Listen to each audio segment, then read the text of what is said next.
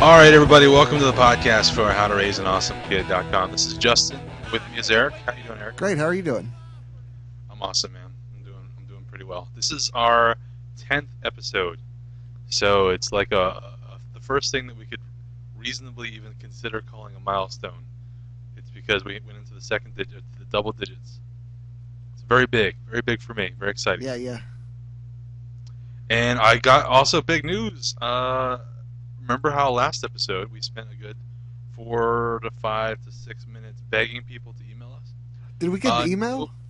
Nobody did. Not at all. Oh. Nobody. And I did. I went through and checked all the email addresses just to make sure, and the answer is no. Nobody. So how about that's spam? still out there. Did we get any spam?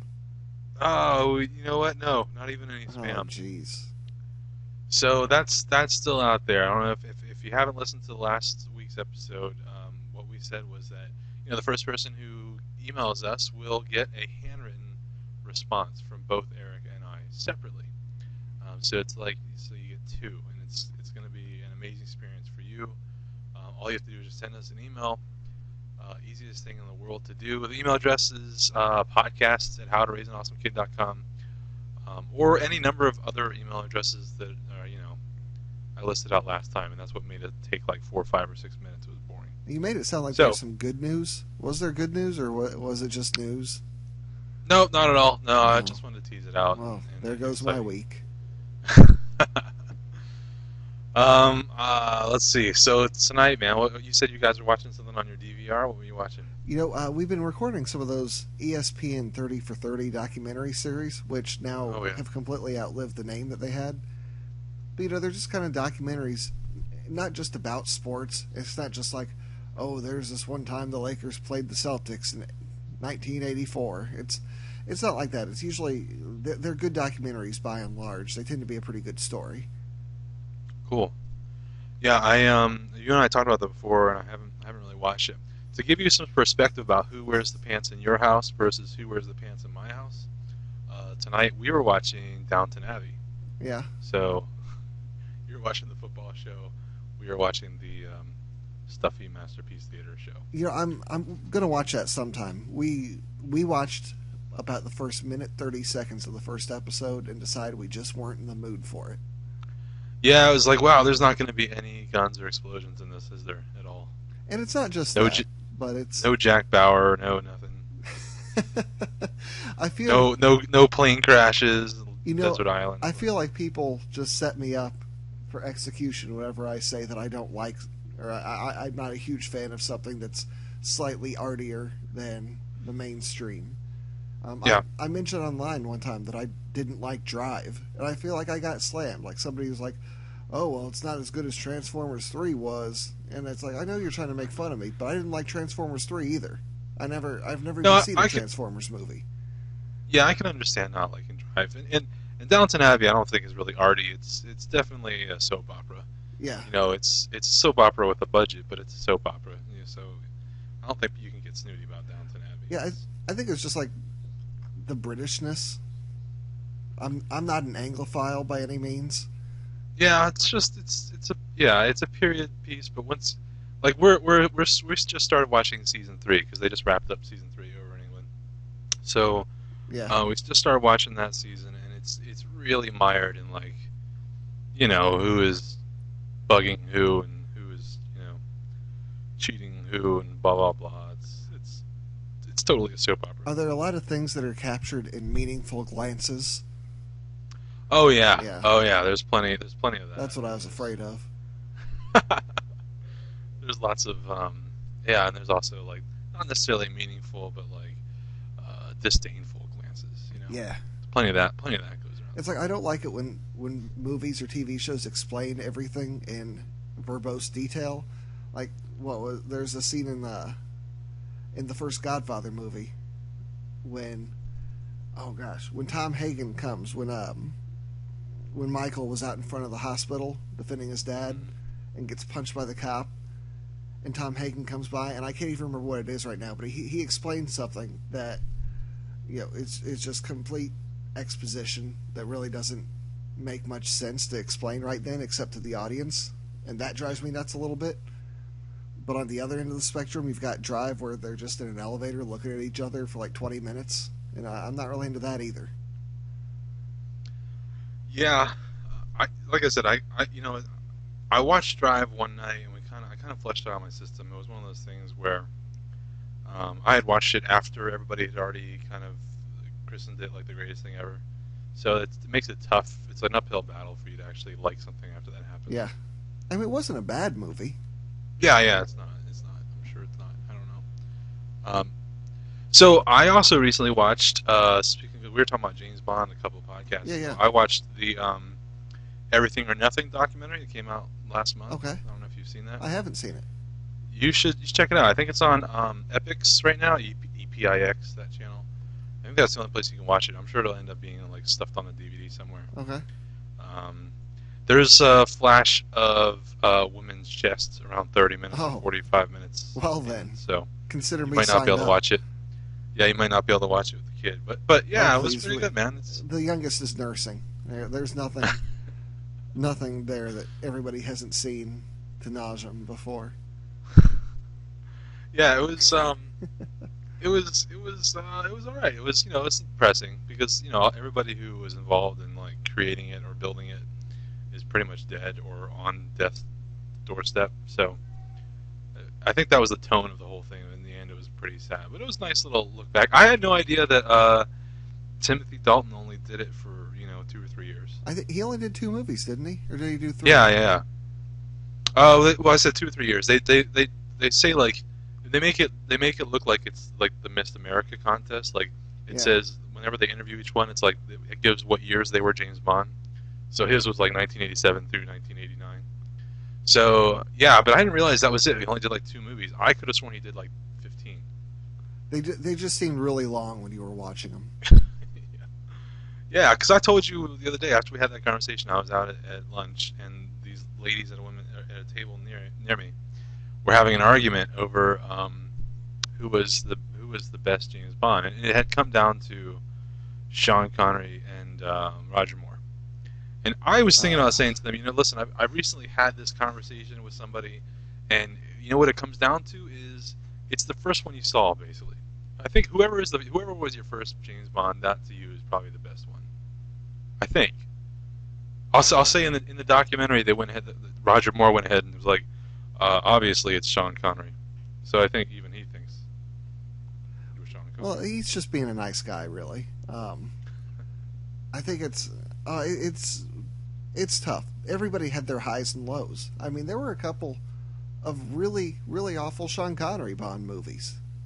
Um, I mean, Yeah, but as far as who did the character, well, I mean, I think they all not did judging on the just a base fine quality of the job movie. with the character. Yeah. I mean, Pierce Brosnan, I thought was an excellent Bond. Some of the movies were pretty much garbage, but what Yeah. are you going to do? Did you know you have to watch the documentary? Did you know that he was supposed to be James Bond like 10 years before that? Yeah, I think I'd seen that. Yeah, and then at the last minute they kind of just took it away from him. We actually started watching them. Like we just watched Goldfinger the other night. We're watching them in sequence, like I had hinted that we might. Nice. Yeah. See, there again, this is all about who wears the pants in the house because that would not fly in my house at all. Well, that's because it's all testosterone here. If Julian's on I board, guess if I have to I'm wait on until I get board, out. then we've already got a majority vote. That's the vote. Yeah. I think I could talk my wife into watching all of the Hugh Grant movies in sequence. Well, if you But did that, no. then we'd have to have a side conversation. But no, that's I don't. Unfortunately, there's no James Bond marathons going over here just yet. But how is he? So Julian's 5. How's he taking that? How does he like James Bond? I mean, to me, it seems like that stuff's a little stuffy. Yeah, Older ones. it depends on the movie. It's like the first two could be a little tough because they tended to go. The first one at least went a little more serious, and then they get into kind of that weird thing. I mean, I'm watching it, and it's easy to think of like maybe some movies from 50 years ago that are really good, and you can think, oh, they made really good movies back then. But you're watching these movies and think, oh, they made crap movies too, and these are them. There's not a lot to really say that it's a fantastic movie. they're mostly garbage. The second one, honestly, is pretty hard to follow. It's jumping all over the place at different locales, and they're not really. I mean, maybe if I didn't have two kids yelling at me, I could follow it a little better. Um, So what's in it? What's in it for him? What does he get? What does he get out of it? James Bond is kind of cool when he shoots people, Yeah. and he All right. he Well, marries lots of girls. Mary, well, that's there you go. That's perfect. Yeah, Hey, that reminds me. You know what we didn't talk about that we probably should have like two podcasts ago was this whole Star Wars Disney thing. oh We didn't really get into it, but that seems like perfect. I mean, if they announce that they're going to put out a new Star Wars movie in 2015, yeah, I mean, yeah. my first reaction was like, oh, my kid's going to be 4.5-ish or so when that movie comes out. That's going to be awesome. I might seriously consider taking him to that. Yeah, the part when Star Wars was just plain terrible will be a distant memory for him. Well, memory. It's not something that'll ever get entered into his brain. I actually have been No, kind of like an interview process. I've been interviewing fan edits of the prequels, mostly based off of there's like dozens of them yeah, out there for each one where somebody's gone through and they've lopped off like a half hour or an hour off of one of the prequels, and so which is great. Like I'll go through and look for the ones that have cut off the most amount of time. The shorter it is, the better. It's gotta I be. still insist it is not possible. It is an impossible task. The I, basic I don't know. premise is garbage. The only acceptable edit of the prequels into a watchable thing is probably the Weird Al video. What is that? I didn't see it. Oh, it's the one that he did to American Pie, talking He about did like a it was medley or right something. before episode one came out, and I guess before he wrote it, he kind of knew what it was about. Yeah. I mean, it honestly, and I'm not saying that I necessarily think Weird Al is the greatest singer-songwriter of his generation, but he's far better than George Lucas. And I think he pretty much summed up the gist of the prequel trilogy in 4 minutes, much better than George Lucas did over, 9 hours? 8 hours, however long it took him. Yeah. Like, each movie felt like it was 8 hours. They were, yeah. There's a lot. There's a lot going on there that's definitely not for kids, and there's a lot that's going on there that's definitely only for kids. What do you mean, like trade embargoes aren't for kids? Yeah, no, those types of discussions were kind of, I don't know, man. It was tough. We could go all night. Poorly on conceived trade embargoes? It's like over the heads of kids and really Yeah. stupid for adults that are paying attention. It's Yeah. no win. Yeah, in congressional meetings about, about debating No over confidence control. votes. Yes. Oh, no confidence votes. Oh man. Oh, what were they thinking? I don't know. So, but what I was going to say though, the big thing about this is, all right, 2015, got a new Star Wars movie. You're going to take, I mean, your youngest will be 4. So, are you going to take him to that? Without or do you doubt. think you'll hold off? Yeah, opening night, Yep. dressed up. Uh, if they push it, I won't tell them no. But I did it's not go. my I did thing. go see all the prequels opening night Yep. each time. I'm not even a real Star Wars fan. I actually didn't realize that I was a Star Wars fan until I saw the first one. Mhm. Until I saw episode 1. When I watched it happening, it was. I think I told you this, the same feeling about Spider-Man. Like it was like when you watch your friend getting abused like that, you all of a sudden you realize, hey, I care about this person, and I don't like to see this person getting abused like this. Obviously, this is not what. And that was the moment I realized, okay, maybe I do actually kind of care about Star Wars, because it was difficult watching Star Wars getting hurt like that. yeah, And then so I realized I had a little bit of emotion. I remember seeing the first So- movie when it opened. That was back before midnight openings, I guess, at least in my part of town. Yeah, in Indiana, I'm And I sure. remember being so excited. Like I was with friends. We were all jacked up all night on Mountain Dew, getting all pumped about seeing Star Wars in the morning. We made up a Star Wars song. It was about as Oh. nerdy as you could possibly get. Wow. And we watched it, and there's this glow of new Star Wars. It's incredible. It's amazing. But I don't know. So you saw like the opening day or two, like Yeah. right? I mean, I don't know what it was like for your audience, but my audience, like as soon as that Lucasfilm logo popped up, it was like like everybody erupted into cheers. It was Oh, yeah. the most amazing experience. So I was like, yeah, I'll definitely go to these other prequels no matter what, just because the audience is great.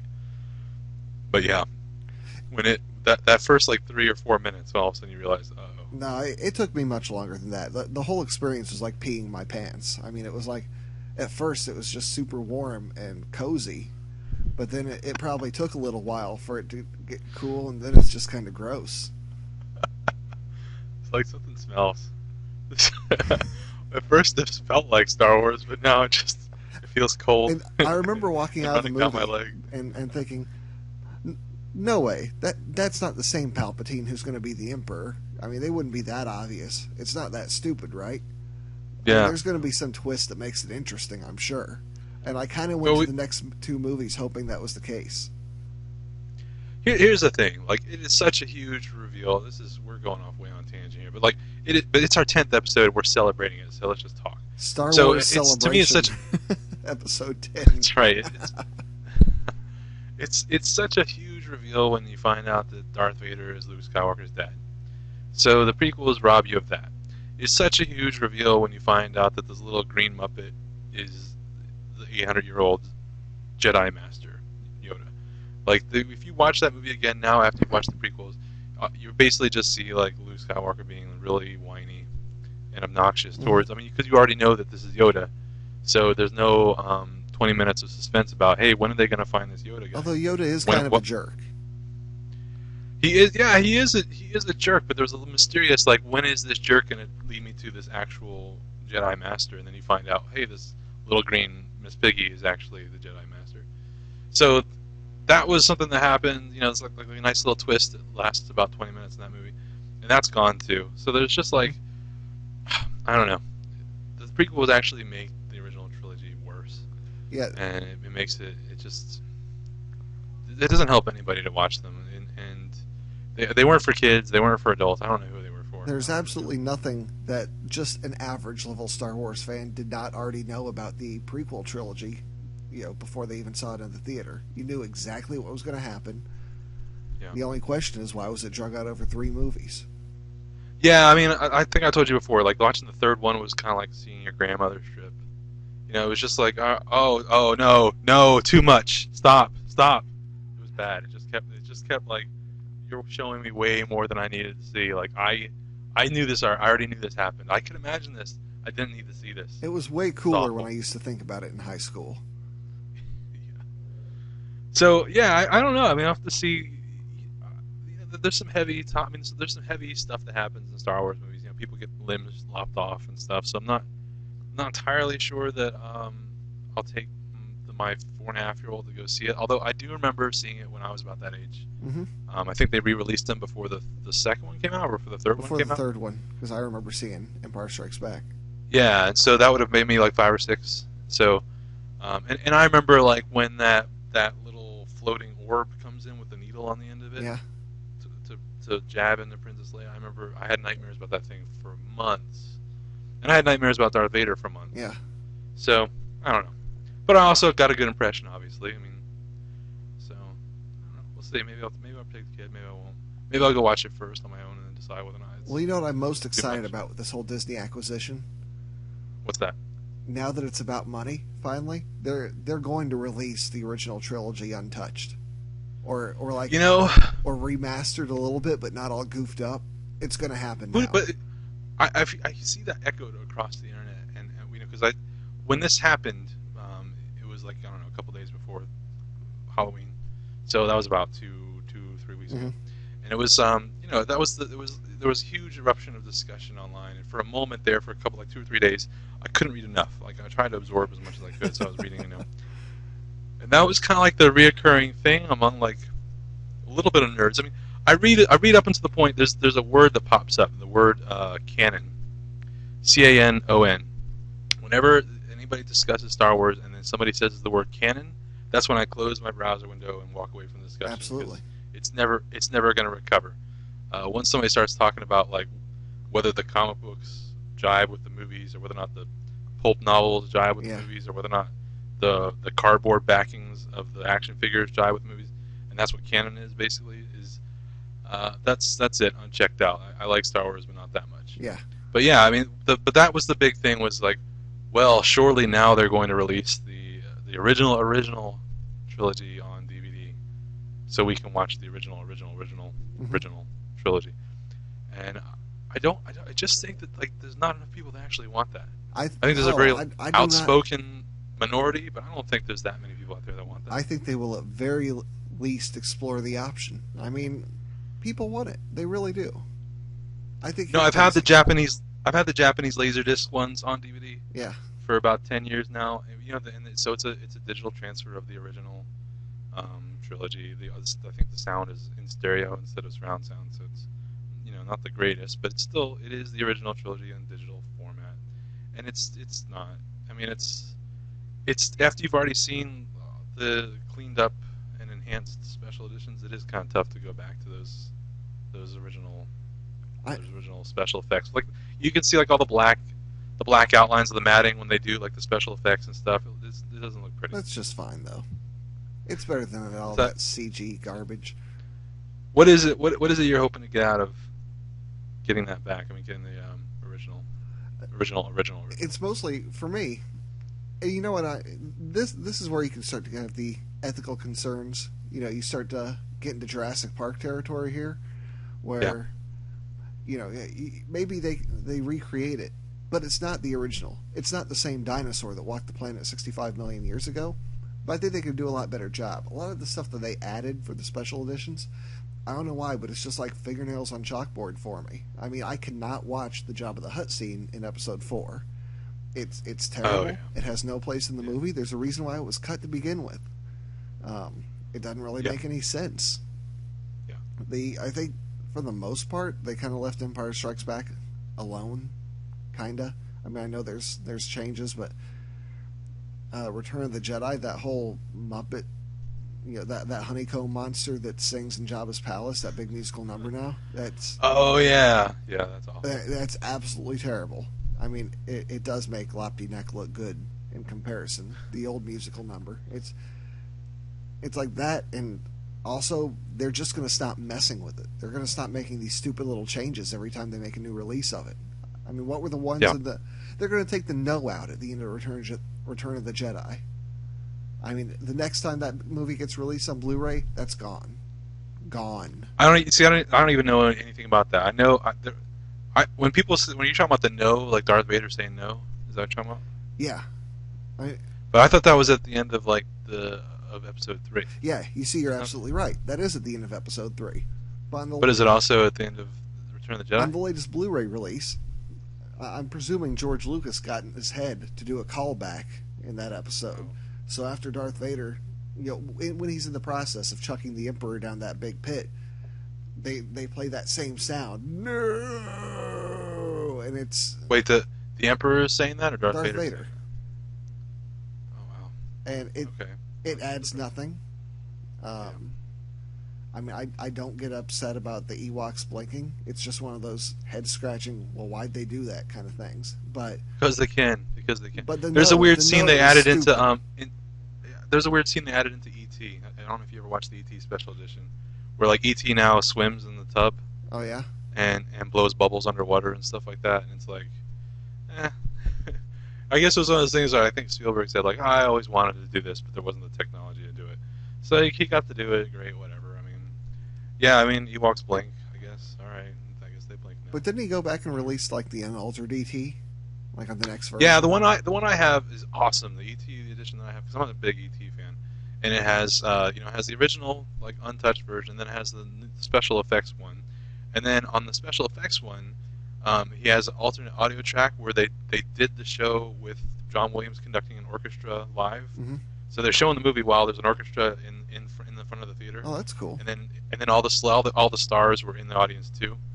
So and then the audience is all like industry types and everything. So they're showing the movie, and you hear like the actual audience laughing and stuff like that along with the movie. So that was awesome. That's great. And so yeah, he was good enough to just release them side by side, the original. Yeah, that's all I'm asking for here. Yeah. All right. All right, man. Well, listen, I think we got 2 minutes left to talk about what I wanted to talk about. Yeah, let's get to it. Before we got off on these terrible tangents. So I wanted to talk about, and we'll probably end up talking about this 900 other times, but teaching your kids chivalry, because I don't know how it was for you. Like I was raised, my grandmother was pretty big into like chivalry, and so was my mom, and so was well, it was just at a certain point halfway through my childhood we moved down south, and a southern gentleman is like a thing. and so chivalry is a much bigger deal down there, and Oh, that's it's kind of yeah. That's why the a teen code of pregnancy ethics. rates don't even exist in the South. Exactly, exactly. And So we just I turned want off half of our listeners. Sorry. to, I'm sorry, but South. yeah, it's all right. They'll recover. It's okay. I actually don't. I don't think we have any listeners. I was thinking about the other day. We're getting like a ton of downloads, but I think it's just people who subscribe to it, and then whatever their reader is just automatically downloading it, Yeah. and nobody's listening to it. But It's thanks kind for of sad. subscribing. Leave a kind review on Thanks for iTunes. subscribing. Yeah, exactly. So anyway, so chivalry. I wanted to see what was your experience with chivalry growing up, I don't know. like being taught chivalry or. I think I just tried to be a decent person.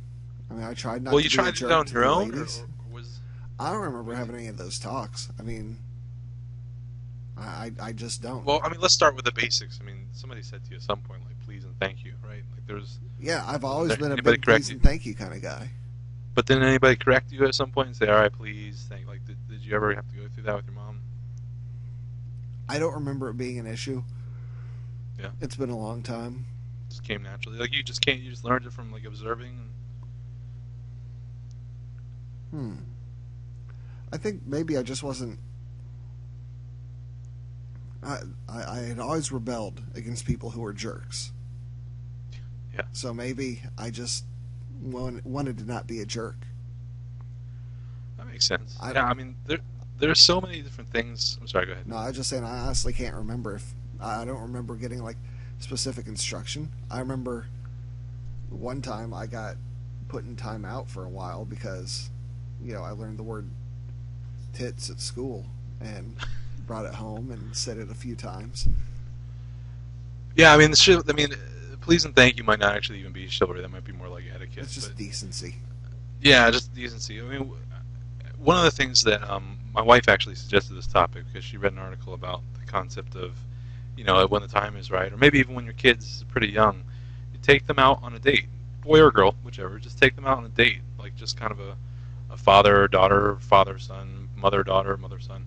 Just take them out on a date and go out and sit at a restaurant and kind of teach them about what the polite thing is to do, holding open the door and what to expect. I mean, I mean, this is some people might consider it as sexist, but what a woman should expect, how a woman should expect a gentleman to behave, and how a gentleman should expect a lady to behave, that type of thing. Yeah. So, so that I mean, there's so many different layers of that stuff. I mean, down south it was pretty traditional to, when you're on a date with a girl, you get out of the car and you run around and open up her side of the car to let her out, and vice versa when you're getting into the car to leave. That type of thing when you're on a date. And is that something you ever did when you were dating? No. I guess that's just the horrible northerner in me showing. Um, I always got the door for people, but not necessarily Yeah. the car door. I mean, they'd Man, usually it goes get out of in, the car by the time I got over there. it goes down on so many layers actually. Like in the South, I mean, and maybe it's everywhere Up actually. north, women 'Cause know how to I think use car doors. that's true. But one of the things they do is one of the things they suggest is like when you're walking down the street, the man should walk on the outside, like on the side closest to the street. When you're walking down the sidewalk, and that's kind of a man who does that or a gentleman who does that is kind of showing a sign of respect.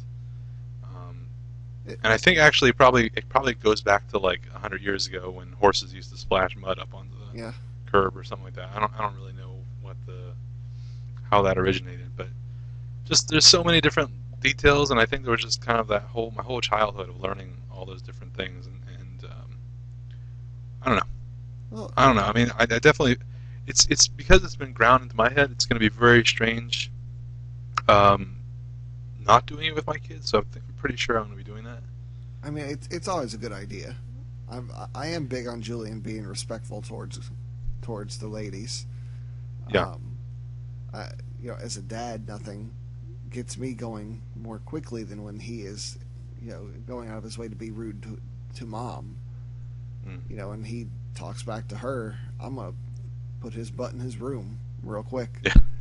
Yeah. And we do have another girl that comes over, and my wife babysits a couple kids, and she's a 6-year-old girl. But she can be kind of wild. So it's hard because they're all kids at this point. There's not really Yeah. that much of a distinction. But when somebody's being aggressive over toys, it tends to be her. So not really Yeah, I mean, sure.